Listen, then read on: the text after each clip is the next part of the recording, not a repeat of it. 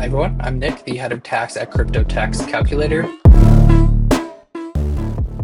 And in this video, I'm going to quickly explain Schedule D of Form 1040. 1040 is your general tax return that has all of your income from your W-2, your job, and anything else. Schedule D specifically is for your capital gains and losses.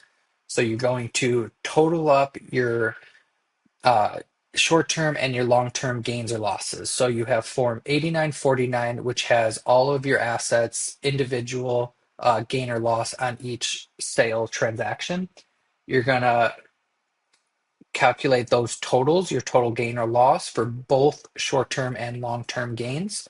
And then you're going to report that on Schedule D of Form 1040. So Schedule D is where you report all of your capital gains and losses. If you have income from staking, rewards, airdrops, things of that nature, you will report that on Schedule 1 and not Schedule D. So Schedule D is for capital gains or losses only. Thank you.